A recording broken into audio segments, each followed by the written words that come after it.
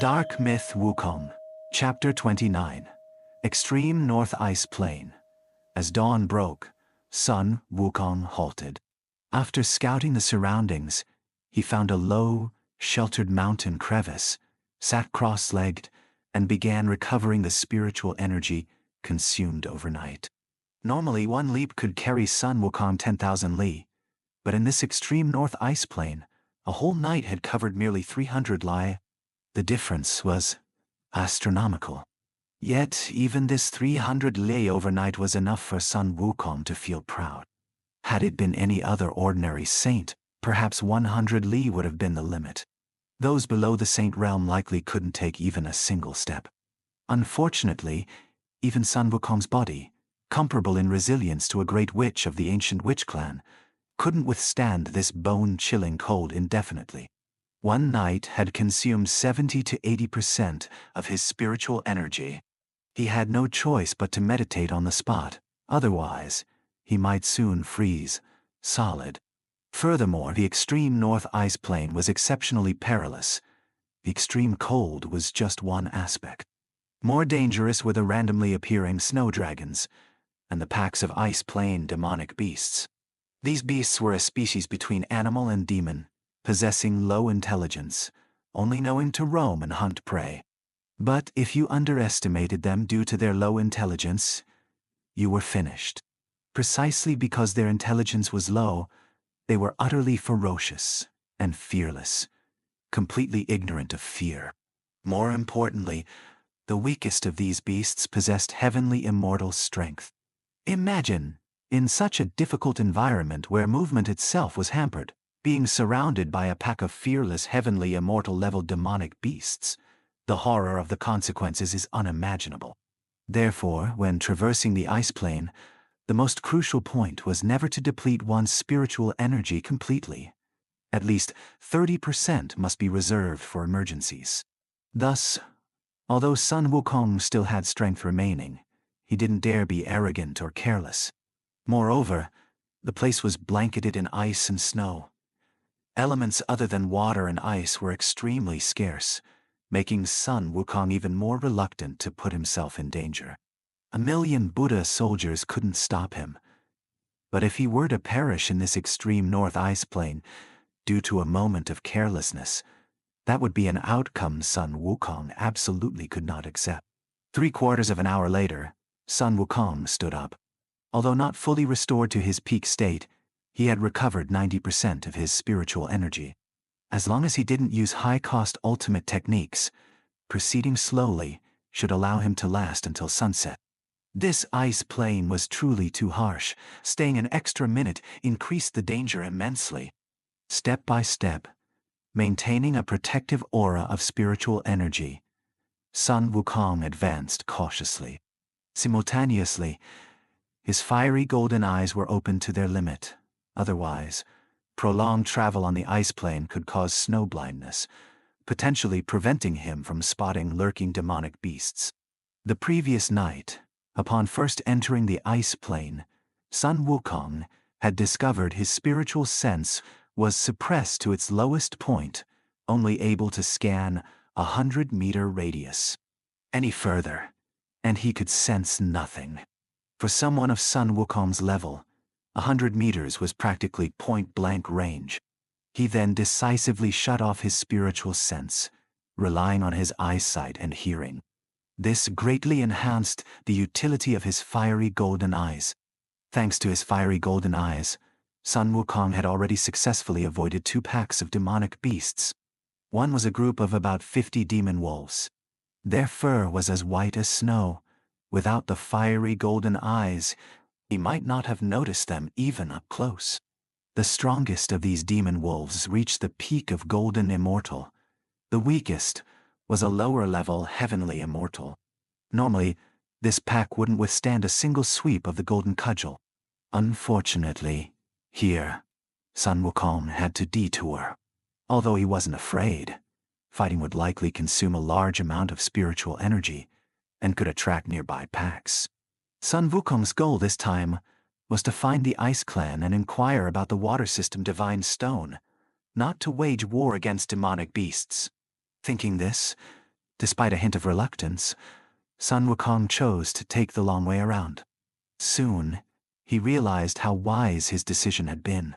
Because after advancing less than 30 li, he detected a pack of Ice Frost Snow Leopards.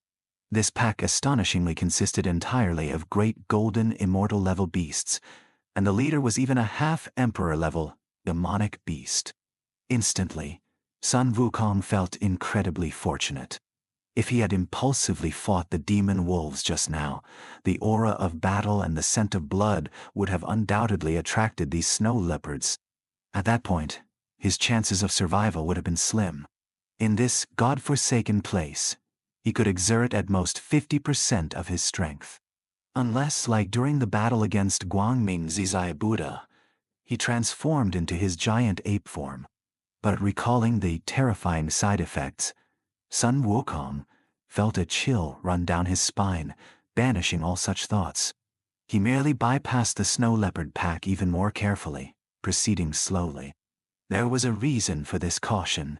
That day, when Sun Wukong transformed into the giant ape out of rage, he had unknowingly triggered the gold system divine stone within his body. Instantly, a vast, unstoppable, and abundant gold system spiritual energy surged forth. Part of it flowed through his meridians into his muscles and bones, while another part seeped out through his pores, merging with his skin and fur. This was why Sun Wukong possessed such terrifying speed and strength, along with astonishing defensive power. He had crushed a high-level saint's lifebound artifact with his bare hand. Such physical strength was truly unimaginable. Tathagata didn't even have time to react before having his skull shattered by a single punch. However, the world maintains balance. Although that gold system spiritual energy initially granted Sun Wukong terrifying attack and defense, he quickly realized something was wrong, because after reaching a peak, his body began to rapidly break down. Right after he smashed Guangming Zizai Buddha into pulp, the muscles in both his arms ruptured, followed by his meridians, and finally, even his bones cracked. That was why, in the end, Sun Wukong merely glanced at the assembled Buddhas, not even having time to slaughter them before hastily fleeing. He didn't know if, in the next moment, all his meridians would snap, leaving him vulnerable to being pulverized by the Buddhist crowd. By the time Sun Wukong barely made it back to Pansi Cave, he quickly reverted to his original form. Only then did the internal disintegration cease, but it was slightly too late. Sun Wukong had already collapsed from severe injuries. At the critical moment, the gold system divine stone within him silently emitted a gentle golden light, protecting Sun Wukong's heart meridian, preventing him from dying immediately. Thinking back now, Sun Wukong still felt a wave of fear. That power was incredibly strong, but it seemed his body was still too weak to withstand it. And that was just the power of one divine stone. Sun Wukong couldn't even control it, let alone fuse it. Yet, this was far from enough. Sun Wukong still needed to find the water, wood, and fire system divine stones and fuse them into his body. But with his current physique, that was clearly suicide. If he didn't find a way to strengthen his physical body, even finding the remaining divine stones would be useless if he couldn't fuse them. Therefore, this trip to the extreme North Ice Plain wasn't entirely without the intention of tempering his body. Walking in such harsh conditions, relying only on spiritual energy to maintain body heat, and only using a full-body spiritual energy shield when absolutely unable to endure further, was a form of training. If he could persevere through this and emerge from the ice plane, his physical body would undoubtedly strengthen by more than just one level. Lost in thought as he walked, suddenly, an intensely cold killing intent locked onto Sun Wukong. He shuddered instantly, entering combat readiness in a flash. This killing intent was so potent, it felt almost tangible. It was clear the owner of this killing intent was incredibly strong, likely Emperor level, and possibly even mid-level Emperor. Just as Sun Wukong activated his fiery golden eyes, searching everywhere, an exceptionally frigid aura struck from behind. In the next instant, a massive, snow-white tail whipped towards him. Sun Wukong hurriedly spun around, the muscles in his right arm bulging rapidly. His entire right arm became incredibly stout, a stark contrast to his left. Then, wielding the golden cudgel with his right hand, he suddenly turned and swung violently. Clang! A deafening sound, like metal striking metal, rang out. Sun Wukong felt the golden cudgel in his right hand vibrate intensely, while the huge tail was knocked aside. Sun Wukong was about to breathe a sigh of relief when a sharp pain shot through his back. Glancing back slightly, he was horrified. It turned out this was an icy giant python. It had used its tail to attack him just now, and the moment he turned, it suddenly lunged forward with its cavernous mouth wide open. This great python possessed high intelligence. Though startled, Sun Wukong wasn't panicked. Although his current strength was only 30 to 40% of his peak, he wasn't someone this insignificant mid-level emperor demonic beast could harm, even under these extremely harsh conditions.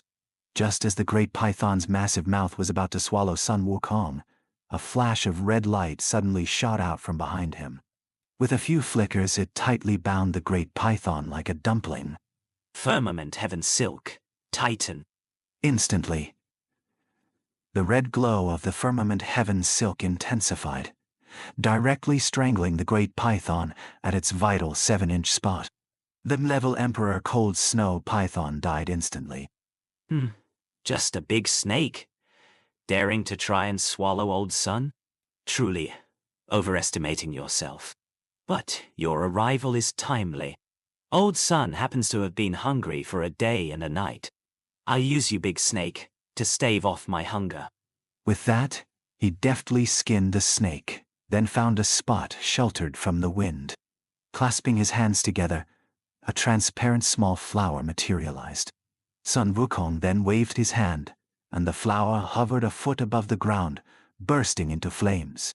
However, the flames were just ordinary Samadhi true fire.